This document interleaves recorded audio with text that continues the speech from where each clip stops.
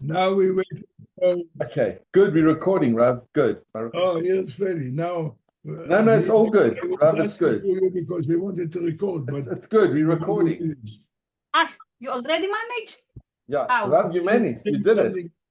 That I should press allow recording. It's all done. It's all done, Rav. Square. To give him the host so he can end the call. It's all good. Feli, it's good. I'm recording. Yeah, but the rabbi doesn't know how to end the call. So I'll give you the host. Okay, thank you. Thank you. Okay, I'm going. Thank you. So we are waiting, I think, for Reuven Bilshitz. And I didn't say any apology. And so, Michael, where did you daven, you say? I was at the base, Rabbi, with Aaron Zulberg. Aaron Zulberg in the Sunny Road in Sunny Road. Was it nice? Yes, thank God, very, very good. And Leslie. Yeah, where yes, Rav. did you daven? I was in Beit Ariel. It was very good. Beit Ariel in Beit Vegan. We had a very good davening. It was Baruch Hashem, very good. That was very special. So I don't know if Bilshitz is joining or not. I'm not sure. It's already 9:08. But Rav, I can always send him the recording. Okay. So we have to start a new page. Page 17A, A4. At the bottom, the last line of 17A4. The last line of the Gemorra in the Mishnah. We were talking about now, we learned before how the preparation for making the Sotah or the suspected Sotah to take an oath. And then we coming now, the Torah speaks about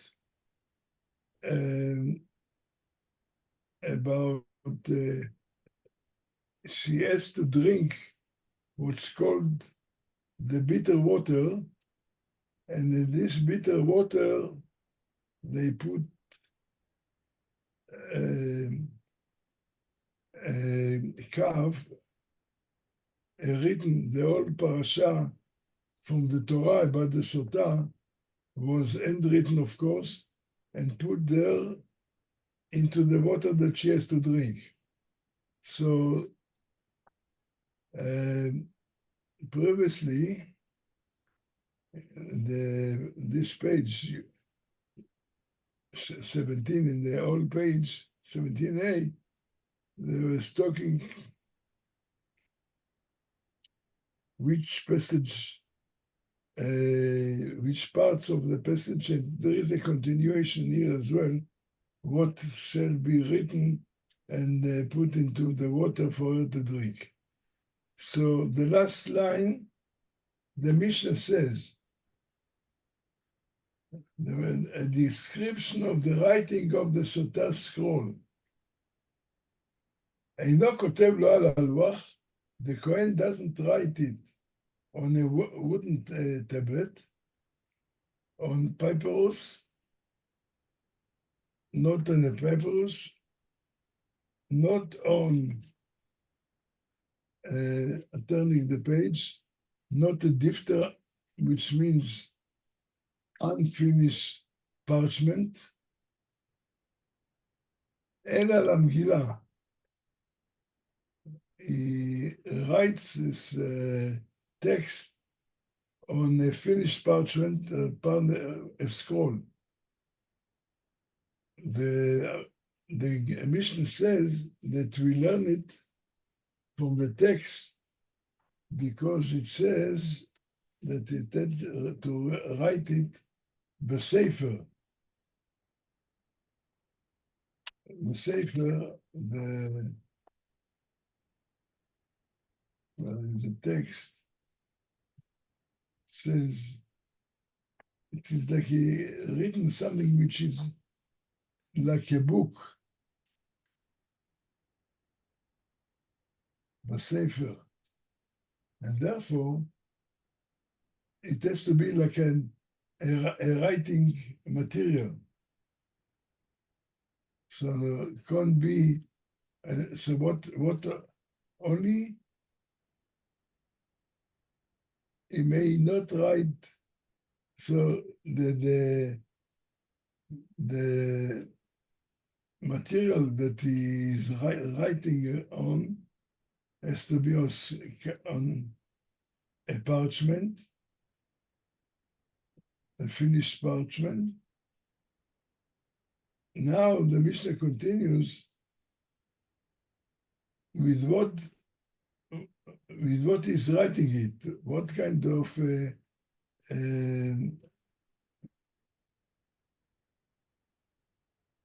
aid does he write with? So the Gemorra says he may not write with gum, not with cancantum. There's all kind of some written things that certain items that you can write with, which are not ולא בכל דבר שרושם, not anything that becomes absorbed into the parchment and leaves an indelible mark. So what is the writing with? But only with ink. With ink, only with ink. שנאמר ומחה, for it says in the Torah that he has to write the text on something which can be erased. כתב שיכול להימחות, writing that is capable of being erased. Now the Gemorra continues. Certain laws regarding the writing of the scroll. Amar Rabba. Sorry, nobody is here to answer, so I must answer.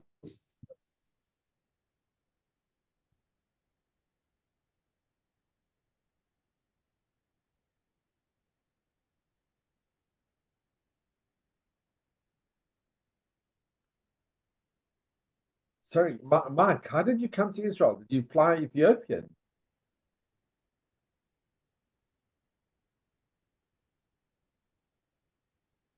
Oh, it's muted. Oh, Mike, you muted. It's muted. Like it doesn't.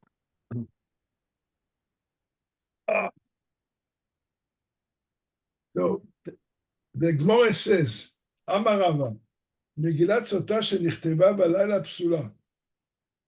This scroll, which was written at night, is invalid.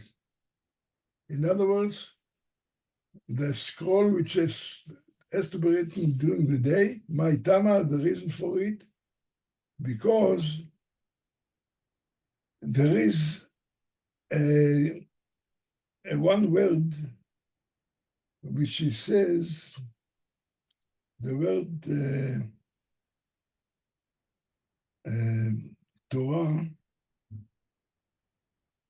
where is it? ועשה לה הכהן את כל התורה הזאת. It says that the Kohen shall do to her the entire Torah. So the word Torah, of course, talking about a text from the Torah, וכתיבתם, and there is another verse, על פי התורה אשר יורוך, ועל המשפט, that written in elsewhere, that the word על פי התורה, according to the Torah that they shall teach you, and according to the judgment. So in the same line, talking about Torah and judgment. So the Gemorra learns, מה משפט ביום? First of all, we know the judgment can only be heard and done during a day, not at night. So, אף מגילת סוטה, the Sotah scroll also should be written during the day. This is called גזירה שווה. One of the certain principles how our rabbis are able to derive lessons from finding in two different subjects, if there is a common word, then the rabbis can derive a certain law by using this method of גזירה שווה. This is the first point. Can't be written during the night. A second point, כתבה למפרע פסולה. It is had to be written in order, in other words, starting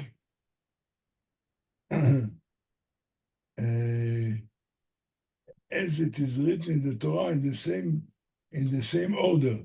You can't change the order to write a word which is not in its place, because it says וכתב את העלות האלה. It's written, you shall write these curses. This implies that the curses must be written כי דכתיבה. It has to be written to the scroll in the same way, in the same method and the order as it is written in the Torah. So this is the second principle. Now a third principle, third requirement, תבע קודם שתקבל עליה שבועה פסולה. We discussed that the Kohen make her to take a swear that she wasn't disloyal and she didn't have any relationship with a strange person. So here comes a lot to say that the scroll has to be written only after she made this oath, that she accepted the oath. Otherwise, if it's written before she accepted, before the oath, psula is invalid. The Gemorra learns from the text itself. And for that matter, we know our job is to understand and find out what does it mean. How is it derived is one of the certain ways that you can explore text, but the main thing what we learned here, that has to be written after she's already accept the oath, which of course the Kohen makes her to take the oath. The fourth requirement, כתבה איגרת פסולה. if it's written as a letter. Now, what does it mean as a letter? If you look at the Torah itself, the Sefer Torah, there the text is written, there is lines, marked lines. So it has to be the text for the Sotah also had to be marked lines, because the word, it says Basefer, the book, and the book has got lines, of course. כתבה על 2 דפים, פסולה. Here comes another requirement, that all text has to be written on 1 page. It can't be divided into 2 pages, otherwise it's invalid. This is the 5th law. Now I'm telling you the 6th law. כתב אות אחת ומחק אות אחת. If the Kohen wrote 1 letter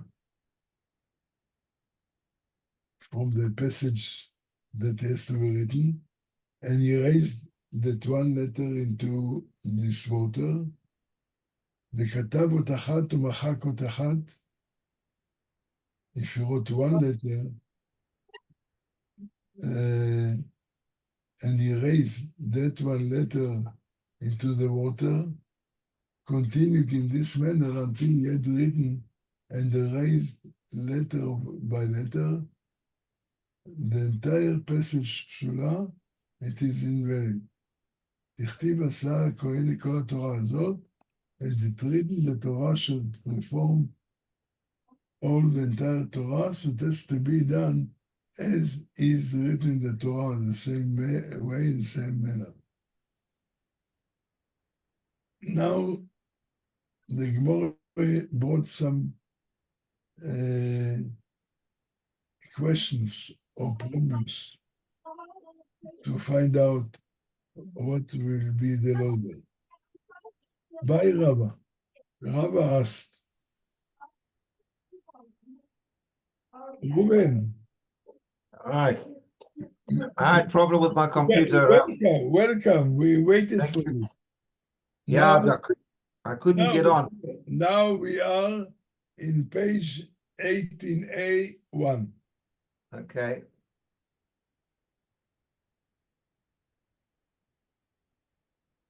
What happened by Rabba if the Kohen wrote 2 scrolls for 2 different Sotah, and he raised them into a single cup? Now, what the law? Do we require that the writing of the Sotah will be for her own sake? Means it should be a personal thing without sharing with another woman. It has to be written specifically, exclusively for her, which it's done. However, Odilma bin Nami mechika lishma. Or not enough that he's writing the scroll on for 1 person, and cannot be to write 2 passages for 2 people and to raise them together. But the question is, does also that to reassure that the personal cup which you raise the Megillah can be only for a single woman, it can't be for both. ואם תמצא לומר, and if you say that the procedure is invalid because because we need that the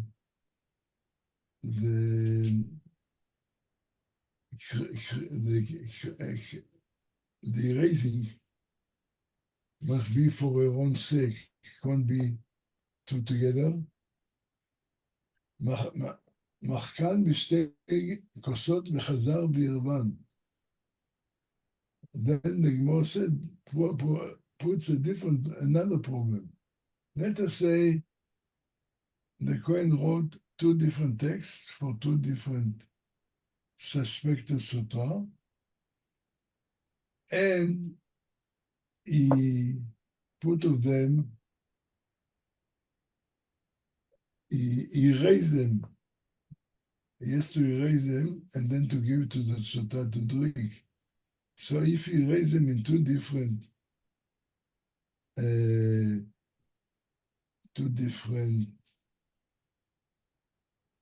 cups, however, after he put them together and mix them together, האם this also good? What is the question?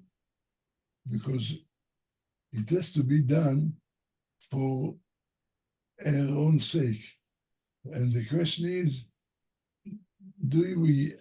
is it enough that when the Kohen writes the scroll, he writes it for her own sake and not for any other body at the same time? Or the erasing also must be individually for her and not to have the erasing or having it together with another one. So therefore, because if you are going to erase, and she has to, of course, what do we do with this erased text? The Sotah is to drink. Now, if you are going to mix the two cups together, then it means that she drinks not her own mixture by itself, but she drinks something which was written for another one. So maybe it's so good.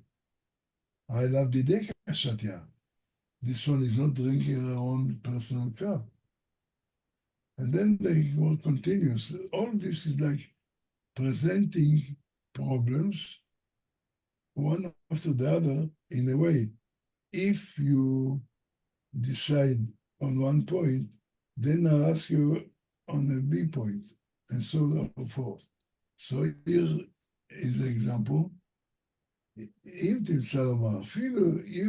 if you say that such a thing, if he mixed together the two cups and he gives her to drink, is no good because it has to be the rank for her own sake, only by her. Now the question is, what happened if it was mixed and then he divided them back into two cups? Now,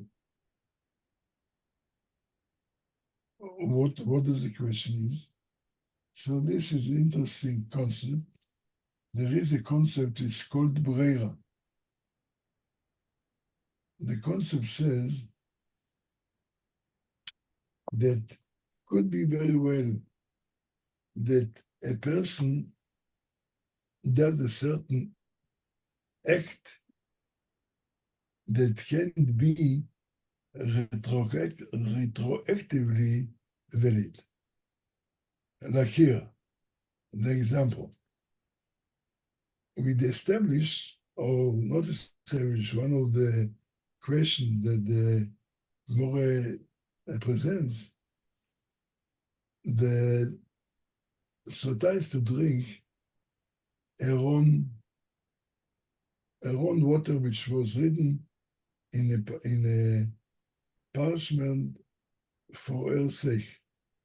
And therefore we said, if there is a mixture of another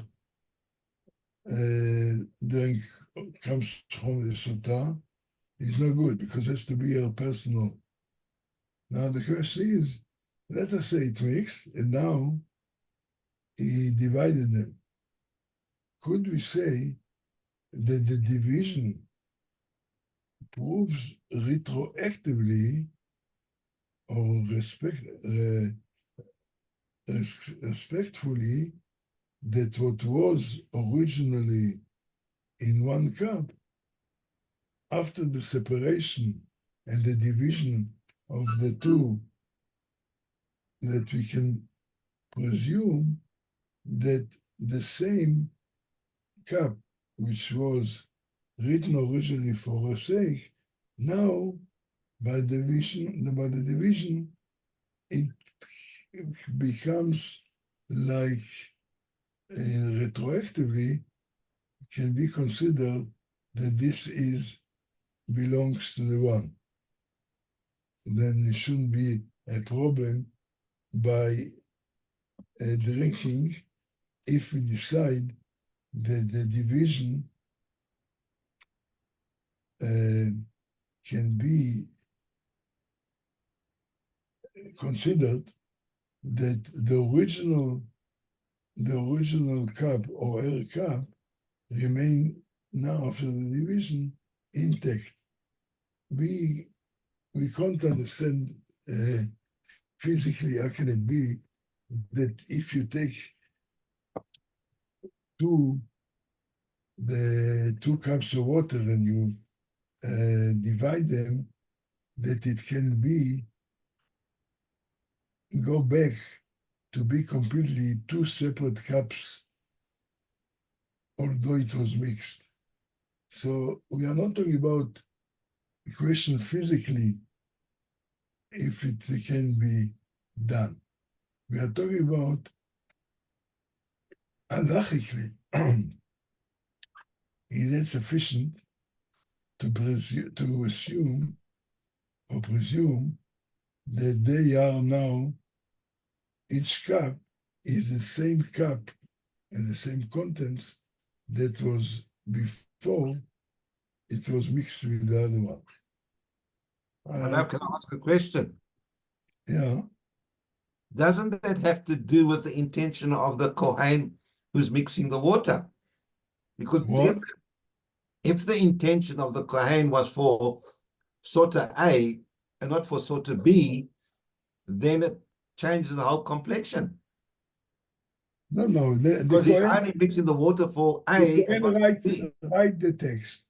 He put in the water to raise it, right?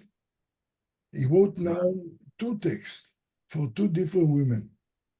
And the law says that the text must be written for the sake of one individual. You can't have the two together. So his intention is important. What?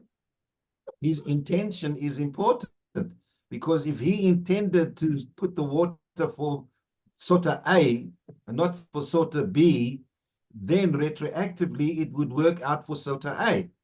If he did it for Sotah B, then retroactively it would be Sotah B, but not for both.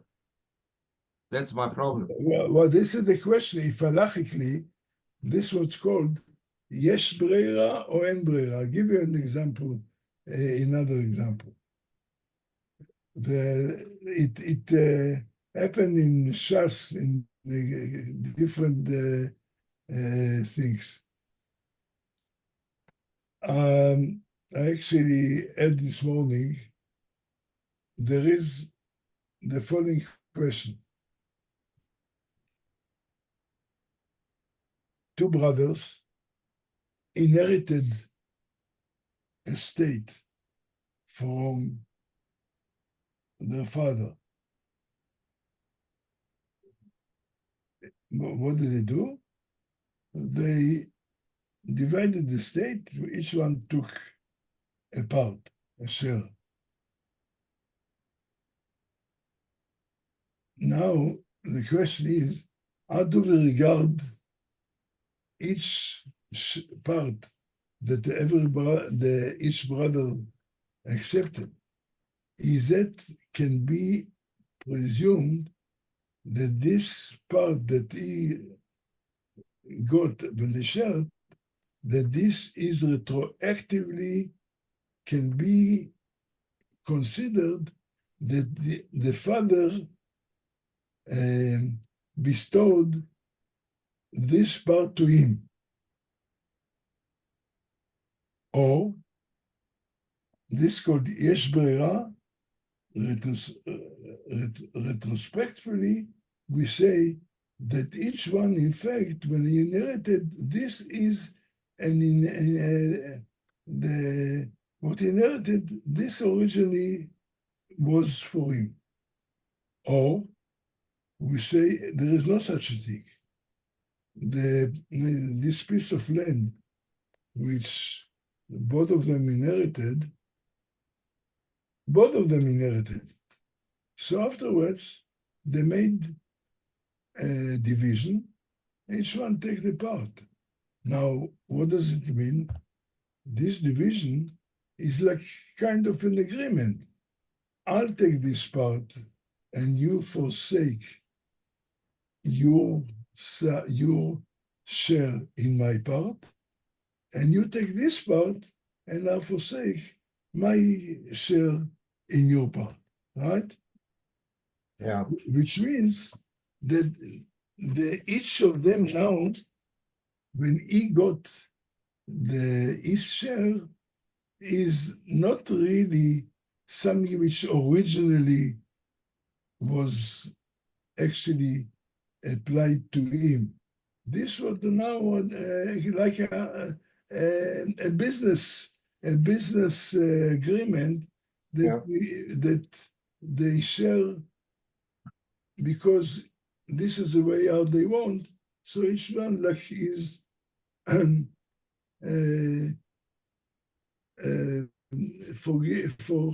he gives his brother share. What is the difference? There's a big difference. If people buy a land, so when the Yovel comes, the Jubilee, as we know, all the properties that were like received by acquisition, they go to the original owner. This is called only for people who got the property through a business deal. But if we say that the shares of the heir, what they inherited, is something which is not done as a result of like a business agreement, a business deal, but we say each of them actually inherited his share like originally for the father. So it's not that they were now making something like buying from each other. Then when it comes Yovel, it doesn't return. They don't have to re-divide. Each of them has got his own, remains his, because originally it belonged or intended to be his. You understand what I'm saying? Yeah. This is called yesh brera or en brera. What the English translation of this concept, let me see what they say.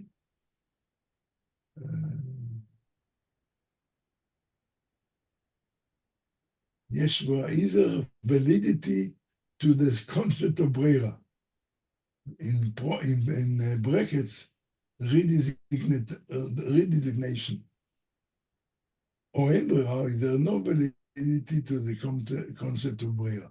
This is what the concept of brera meant here, as I try to show in a different case, like the two brothers who inherited a piece of land.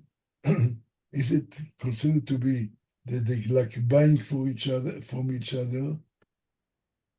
The sharing means each one sells his part in this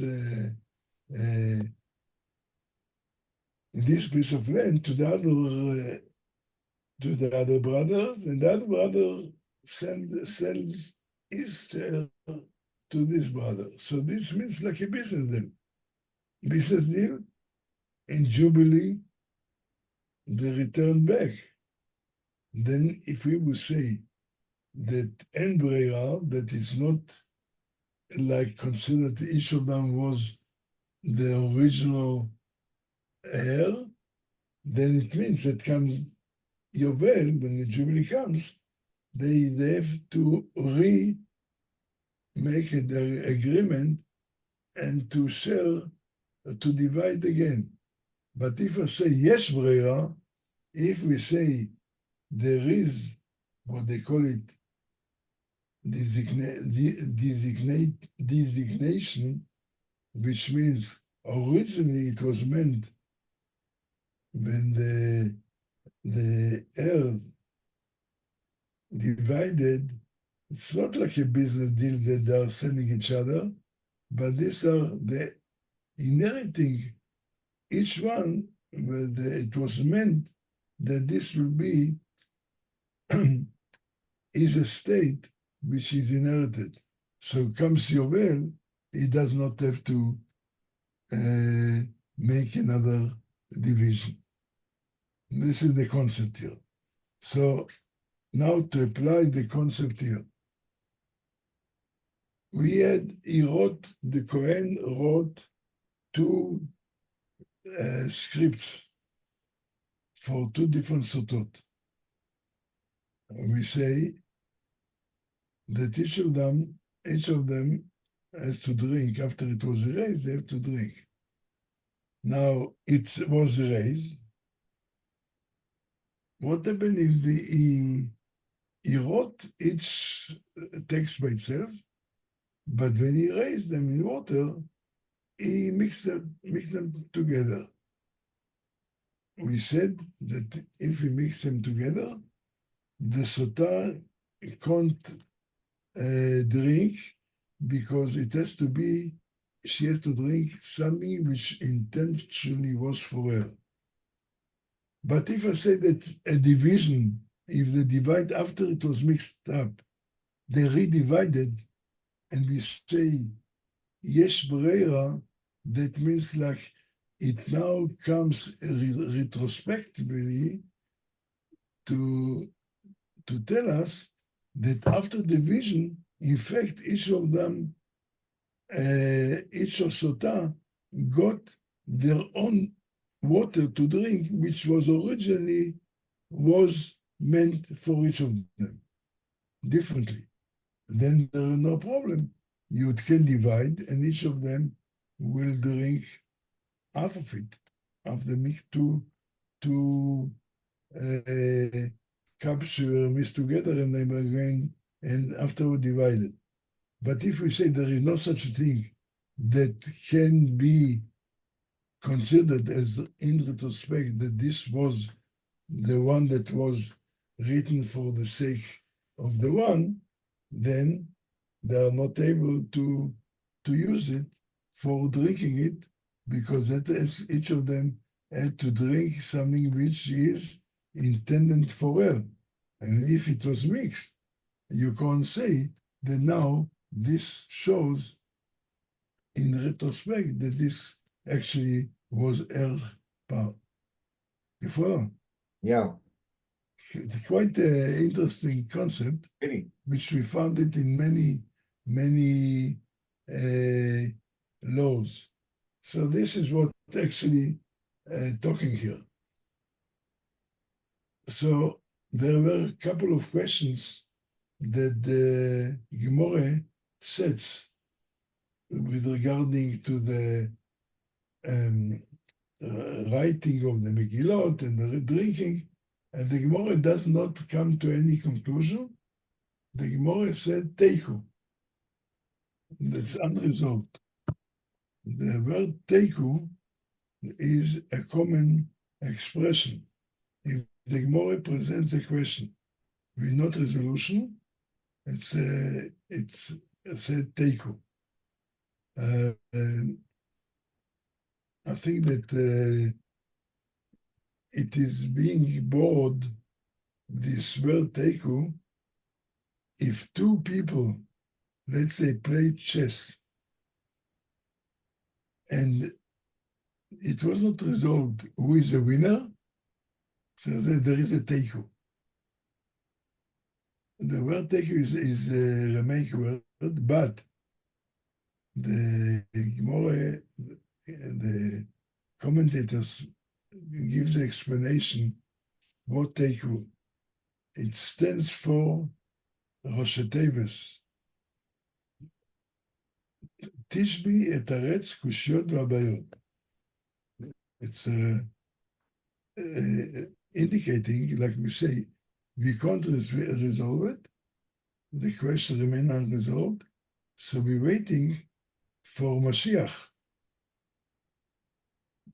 And that he will come and he will resolve it.